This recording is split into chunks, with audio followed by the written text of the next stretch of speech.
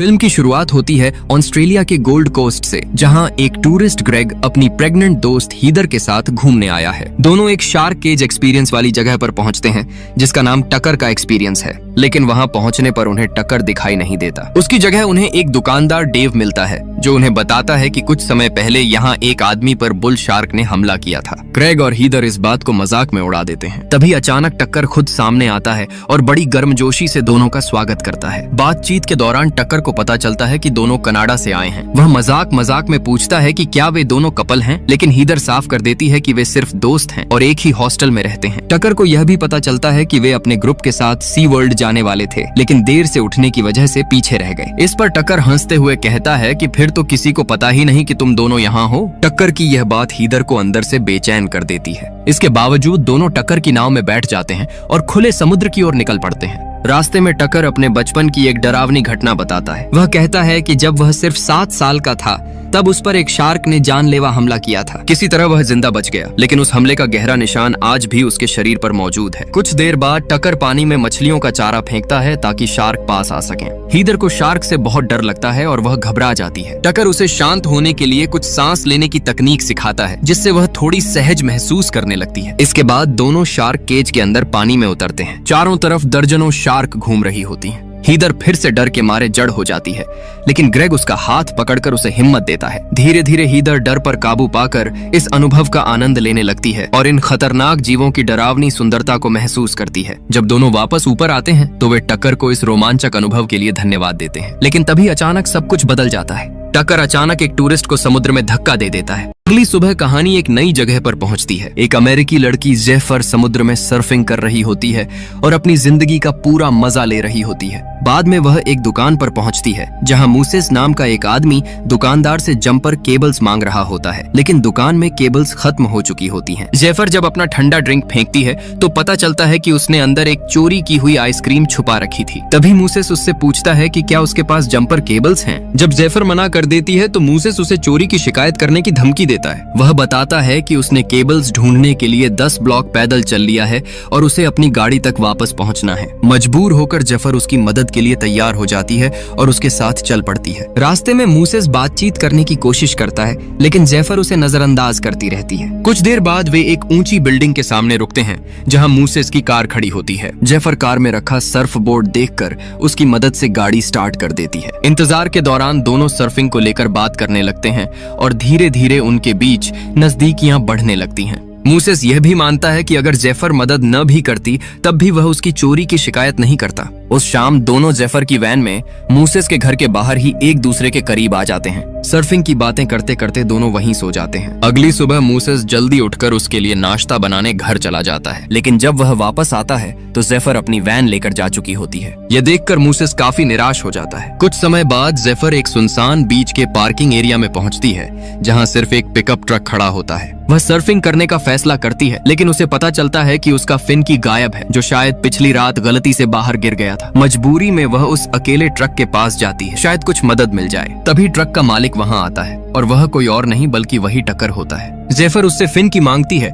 और टक्कर बिना किसी सवाल के उसे दे देता है। टक्कर के जाने के बाद जेफर को मूसेस का मैसेज आता है, जिसमें वह पूछता है कि वह अचानक क्यों चली गई। जेफर जवाब देती है कि वह सर्फिंग करने आई है, लेकिन तभी अचानक सब कुछ अंधेरे में डूब जाता है। जेफर बेहोश हो जाती है। टक्कर उसे अपनी गाड़ी में डालता है और एक बड़े सूटकेस में बंद कर देता है। सूरज निकलते ही टक्कर अपनी नाव पर लौटता है और उस सूटकेस को खींचकर केबिन के अंदर ले जाता है। दूसरी ओर मूसेस बीच के पार्किंग एरिया में पहुंचता है और जेफर की वैन देखता है, लेकिन वह खुद कहीं दिखाई नहीं देती। वह जेफर को कॉल करता है और फोन की आवाज वैन के अंदर से आने लगती है। उधर नाव के केबिन में जेफर धीरे धीरे होश में आती है और खुद को एक बिस्तर से हथकड़ी से बंधा हुआ पाती है। यहाँ हमें पता चलता है कि हीदर भी उसी कमरे में हथकड़ी लगाकर कैद है। जेफर पूरी ताकत से चीखने लगती है, लेकिन हीदर उसे समझाती है कि इसका कोई फायदा नहीं है, क्योंकि इस जगह पर उनकी आवाज सुनने वाला कोई नहीं है। इसके बावजूद जेफर हार मानने को तैयार नहीं होती और इधर उधर नजर दौड़ाकर हथकड़ी खोलने के लिए कोई चीज ढूंढने लगती है। तभी उसकी नजर दीवार पर जाती है जहां किसी पुराने कैदी का नाम खुरचकर लिखा हुआ होता है। यह देखकर जेफर के शरीर में सिहरन दौड़ जाती है। दोनों महिलाएं अपनी हालत पर बात करती हैं और समझ जाती हैं कि यहाँ उन्हें ढूंढने कोई नहीं आने वाला, क्योंकि वे दोनों बाहर से आई हुई टूरिस्ट हैं। उधर दूसरी तरफ मूसेस काम पर जा रहा होता है। तभी वह जेफर की वैन को टो होकर ले जाते हुए देखता है। यह देखकर वह बुरी तरह घबरा जाता है। वह तुरंत पुलिस स्टेशन पहुंचकर जेफर के लापता होने की रिपोर्ट दर्ज करवाना चाहता है। पुलिस अफसर यह सुनकर हिचकिचाता है कि मूसेस उसे सिर्फ 11 घंटे से जानता है और यह तय नहीं कर पाता कि वह सच में गायब है या नहीं। लेकिन मूसेस जोर देकर रिपोर्ट दर्ज करने की मांग करता है। जब अफसर उससे जेफर का सरनेम पूछता है तो मूसेस चुप रह जाता है, क्योंकि उसे उसका पूरा नाम तक नहीं पता। वापस नाव में दोनों लड़कियां अपनी जिंदगी के बारे में बात करने लगती हैं। हीदर खुद को दोष देती है कि उसने अपनी माँ की बात नहीं मानी और ट्रैवल के लिए गैप ईयर ले लिया। जेफर भी अपनी कहानी साझा करती है और बताती है कि वह अनाथ है, अलग अलग फोस्टर फैमिली में पली बढ़ी है और कुछ समय जुवेनाइल डिटेंशन में भी रही है। बातों बातों में जेफर की नजर हीदर की बिकिनी के अंदर लगे अंडरवायर पर जाती है। वह समझ जाती है कि इसे हथकड़ी खोलने में इस्तेमाल किया जा सकता है और हीदर से उसे देने के लिए कहती है। जेफर किसी तरह वायर निकाल लेती है। तभी टकर पानी और खाने की ट्रे लेकर कमरे में आ जाता है। हीदर सिर्फ पानी पीती है, जबकि जेफर गुस्से में उससे खाना मांगती है और खुद भी पानी पी लेती है। इसके बाद टक्कर वहां से चला जाता है। जैसे ही वह बाहर निकलता है, जेफर फिर से हथकड़ी खोलने की कोशिश शुरू कर देती है, लेकिन कुछ ही देर में उसे पसीना आने लगता है और उसकी नजर धुंधली होने लगती है। आखिरकार वह जमीन पर गिर पड़ती है। तभी टक्कर वापस आता है और शांति से उसके हाथ से वायर निकाल लेता है। तब खुलासा होता है कि उसने दोनों के पानी में नशे की दवा मिला दी थी, जिसकी वजह से वे बेहोश हो गई थीं। कुछ समय बाद जेफर को होश आता है और वह खुद को डेक पर एक कुर्सी से जंजीरों में जकड़ा हुआ पाती है। सामने टकर आराम से कैमरा सेट कर रहा होता है। फिर वह बेहोश पड़ी हीदर के पास जाता है, जिसके शरीर पर एक हार्नेस बंधा होता है। टकर चाकू से हीदर के बालों की एक लट काटता है और उसे होश में लाता है। इसके बाद वह एक स्विच दबाता है, जिससे हीदर को पानी के ऊपर कुछ फीट तक उठा लिया जाता है। जेफर उसकी जिंदगी की भीख मांगती है, जबकि नीचे तैरती शार्क्स को देखकर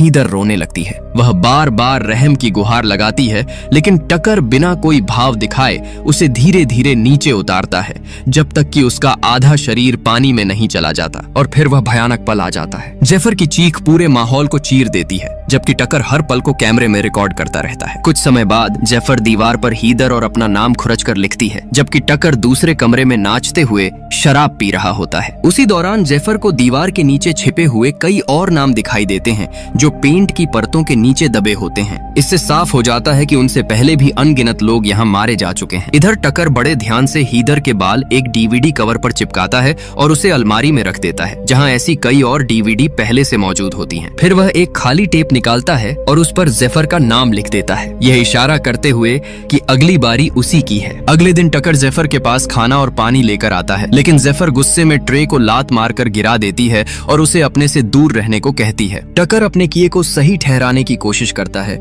और खुद की तुलना शार्क से करता है, जो कमजोर जीवों को मारकर संतुलन बनाए रखती है। इस पर जेफर पलटकर कहती है कि शार्क एक विकसित जीव है, जबकि वह सिर्फ एक डरपोक इंसान है, जो औरतों को इसलिए मारता है क्योंकि उसकी माँ ने कभी उससे प्यार नहीं किया। टकर बिना जवाब दिए वहां से निकल जाता है और जाते जाते उसे बाल्टी को टॉयलेट की तरह इस्तेमाल करने की सलाह देता है। इसके बाद जेफर, जो अब तक उस बाल्टी को छूने से भी मना कर रही थी, एक बात समझ जाती है। वह बाल्टी का एक नुकीला टुकड़ा तोड़ लेती है और उसे एक अस्थायी हथियार में बदल लेती है। उसी रात टकर नशे का इंजेक्शन लेकर आता है और सोती हुई जेफर को लगाने की कोशिश करता है, लेकिन जेफर तुरंत उस नुकीले टुकड़े को उसके शरीर में घोंप देती है, जिससे टकर बेहोश होकर गिर जाता है। जेफर उसकी चाबियां उठाकर खुद को आजाद कर लेती है, लेकिन भागने से पहले ही टकर को होश आ जाता है और वह उसका पीछा करने लगता है। कुछ ही देर में वह उसे पकड़ लेता है और उसकी टांग में नशे का इंजेक्शन लगा देता है। जेफर उसे धक्का देकर कंट्रोल रूम की तरफ भागती है और रेडियो से मदद मांगने की कोशिश करती है, लेकिन कोई जवाब नहीं मिलता। वह डेक पर पहुंचती है,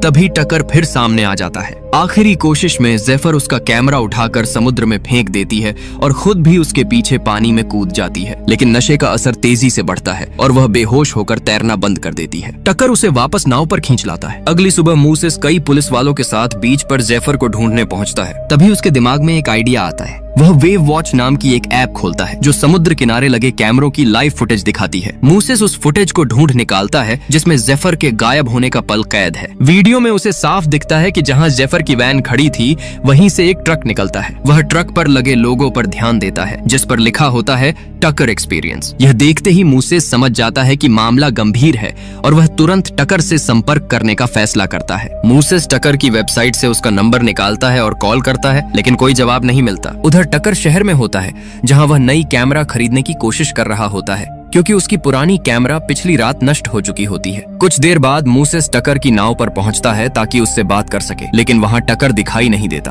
तभी उसे किसी के दबे दबे चीखने की आवाज सुनाई देती है। मूसेस तुरंत समझ जाता है कि कुछ बहुत गलत है। वह जल्दबाजी में एक खिड़की तोड़कर अंदर घुस जाता है और आवाज का पीछा करता हुआ आगे बढ़ता है। आखिरकार वह जेफर तक पहुंच जाता है। घबराया हुआ मूसेस उसके मुंह से टेप हटाता है और जेफर उससे जल्द हथकड़ी खोलने की चीज ढूंढने और पुलिस को बुलाने की गुहार लगाती है, इससे पहले कि वह पागल आदमी वापस आ जाए। लेकिन जैसे ही मूसेस पुलिस को कॉल करता है, अचानक टक्कर सामने आ जाता है और दोनों के बीच जबरदस्त हाथापाई शुरू हो जाती है। कुछ पल के लिए मूसेस भारी पड़ता है और वह टक्कर को खत्म करने ही वाला होता है। तभी अचानक डेव वहां पहुंच जाता है। वह मूसेस को घुसपैठिया समझकर पीछे से वार करता है और उसे बेहोश कर देता है। अगले ही पल डेव नीचे से आती एक औरत की चीख सुनता है। इससे पहले कि वह कुछ समझ पाता, टक्कर कुल्हाड़ी से उसके सिर पर वार कर देता है। कुछ समय बाद मूसेस को जेफर के पास एक बिस्तर से बांध दिया जाता है। होश में आने पर वह खुद को असहाय महसूस करता है और जेफर से माफी मांगता है कि वह उसे बचा नहीं सका। फिर वह उससे पूछता है कि वह उस सुबह अचानक क्यों चली गई थी। जेफर जवाब देती है कि वह अकेले रहना बेहतर समझती है, लेकिन मूसेस साफ शब्दों में कहता है कि कोई भी इंसान अकेले रहकर बेहतर नहीं होता। वह कहता है कि वह समझता है कि जेफर ने जिंदगी में बहुत कुछ सहा है, शायद इसी वजह से वह अपने घर और लोगों से दूर भागती रही है। तभी टकर कमरे में प्रवेश करता है, हाथ में एक हार्नेस लिए हुए। कुछ देर बाद वह मूसेस को उस हार्नेस में बांध देता है और उसके बालों की एक लट काटता है जैसे पहले करता आया है। पास ही एक कुर्सी पर बैठी जेफर उसे रोकने की कोशिश करती है। वह टकर से कहती है कि मूसेस कोई टूरिस्ट नहीं है, वह अमीर है और पुलिस उसे ढूंढना कभी नहीं छोड़ेगी। लेकिन टकर उसकी एक नहीं सुनता और स्विच दबा देता है, जिससे मूसेस पानी के ऊपर लटकने लगता है। जैसे जैसे मूसेस नीचे उतरता है, जेफर टकर से उसे छोड़ देने की भीख मांगती है और खुद को मारने के लिए कहती है, लेकिन वह पागल आदमी मना कर देता है। जल्द ही मूसेस का आधा शरीर पानी में डूब जाता है और चारों तरफ शार्क तैरने लगती हैं। जेफर मूसेस को पूरी तरह स्थिर रहने के लिए कहती है। मूसेस उसकी बात मान लेता है और किसी चमत्कार की तरह शार्क पीछे हट जाती हैं। इस पल से दोनों को थोड़ी राहत मिलती है, लेकिन यह टकर को और ज्यादा गुस्से से भर देता है। वह मूसेस को वापस नाव पर खींच लेता है और उस पर कई बार चाकू से हमला करता है, जिससे उसका पूरा शरीर खून से लथपथ हो जाता है। इसके बाद शार्क फिर से लौट आती हैं और इस बार शांत रहना भी काम नहीं आता। मूसेस दोबारा नीचे उतरने लगता है और लगता है कि अब उसका बचना नामुमकिन है। तभी आखिरी पल में पास से एक हेलीकॉप्टर उड़ता हुआ दिखाई देता है। टकर जोखिम नहीं लेना चाहता और फिलहाल हत्या रोक देता है। बाद में केबिन में खून से सना मूसेस बेहोश पड़ा होता है और जेफर उसे अपराध बोध से देख रही होती है, यह जानते हुए कि वही उसे यहाँ तक ले आई। इसी पल वह एक बेहद खतरनाक फैसला लेती है और हथकड़ी खोलने के लिए अपना अंगूठा तोड़ लेती है, ठीक उससे पहले कि टक्कर खाने के साथ वापस आए। टकर बेरहमी से कहता है कि मूसेस और जेफर एक दूसरे के लिए बने ही नहीं हैं, क्योंकि मूसेस बहुत नरम और कमजोर है। जाते जाते वह कहता है कि उसे लग रहा है कि आज की रात का शो अब तक का सबसे शानदार होने वाला है। अकेली रह जाने पर जेफर फिर से हाथ छुड़ाने की कोशिश करती है, लेकिन टूटा हुआ अंगूठा भी उसकी मदद नहीं करता। दर्द से तड़पते हुए वह और आगे बढ़ती है और पूरी ताकत से अपने अंगूठे को दांतों से काटने लगती है। कुछ देर बाद जब टकर वापस आता है तो उसे जेफर अपने बिस्तर पर नहीं मिलती। असल में वह दरवाजे के पीछे छिपी होती है और मौका मिलते ही टकर को अंदर बंद कर देती है और खुद भाग निकलती है। वह कंट्रोल रूम में पहुंचकर इंजन स्टार्ट करने की कोशिश करती है, जबकि टकर इमरजेंसी हैच खोलने लगता है। जैसे ही इंजन चालू होता है, टकर बाहर निकल आता है और बिजली काट देता है। नाव बंद हो जाती है। खिड़की से बाहर देखते हुए जेफर को दूर कहीं एक पार्टी होती दिखाई देती है। वह एक फ्लेयर उठाती है और ध्यान खींचने की कोशिश करती है, लेकिन तभी टकर पीछे आ जाता है। जेफर फ्लेयर उसी पर दाग देती है और दरवाजा बंद कर देती है। वह स्काईलाइट से भागने की कोशिश करती है, लेकिन टक्कर दरवाजा तोड़कर फिर उसके पीछे आ जाता है। जेफर उस पर कड़ाही से जोरदार वार करती है और चाकू से उसकी हथेली में घोंप देती है, फिर वहां से भाग निकलती है। थोड़ी देर बाद टकर संभलता है और कुछ मीटर दूर जेफर को बीच की तरफ दौड़ते देखता है। वह बिना वक्त गंवाए स्पीड बोट में बैठकर पूरी रफ्तार से उसका पीछा करता है। जेफर पूरी ताकत से तैरती है, उसके फेफड़े जलने लगते हैं और टांगें जवाब देने लगती हैं। वह किसी तरह किनारे तक पहुंचती है और मदद के लिए चीखती है, लेकिन इससे पहले कि कोई सुने, टकर उसे पकड़ लेता है, मुंह ढक देता है और बेहोश कर देता है। कुछ समय बाद जेफर को होश आता है और वह खुद को हार्नेस में लटका हुआ पाती है। इस बार मूसेस कुर्सी पर बंधा हुआ सब कुछ देख रहा होता है। टकर कैमरा तैयार किए खड़ा होता है और उसी वक्त उसकी खुशी के लिए सबसे खतरनाक और आक्रामक शार्क वहां दिखाई देती है। इसके बाद जेफर को धीरे धीरे नीचे उतारा जाने लगता है। मूसेस पूरी ताकत से उस पागल आदमी से रुकने की गुहार लगाता है। जेफर का आधा शरीर पानी में डूब चुका होता है, उसके हाथ से खून टपक रहा होता है, लेकिन हैरानी की बात यह होती है कि शार्क उस पर हमला नहीं करती। यह देखकर टकर खुद भी चौंक जाता है। उसे समझ नहीं आता कि ऐसा क्यों हो रहा है। तभी उसकी नजर पानी में आई एक विशाल ग्रेट व्हाइट शार्क पर पड़ती है, जिसकी मौजूदगी से बाकी शार्क डरकर दूर हट जाती हैं। टकर घबराकर उस शार्क को भगाने के लिए ग्रैपलिंग हुक फेंकता है, लेकिन हाथापाई में वह हुक उससे छूट जाता है। जेफर उसी हुक की मदद से हार्नेस पर चढ़ने की कोशिश करती है, लेकिन संतुलन बिगड़ने से वह फिर नीचे गिर जाती है। इस बार गिरने का झटका इतना तेज होता है कि वह हार्नेस से आजाद हो जाती है। कुछ ही पलों बाद जेफर का सामना उसी विशाल शार्क से हो जाता है। उसे लगता है कि अब सब खत्म हो गया है, लेकिन हैरानी की बात यह होती है कि शार्क उसे नजरअंदाज कर देती है और तैरती हुई आगे निकल जाती है। उधर टकर पानी में जेफर को ढूंढ रहा होता है, इस बात से बेखबर कि जेफर पूरी हिम्मत के साथ नाव के पीछे से ऊपर चढ़ रही है। इसके बाद वह वही करती है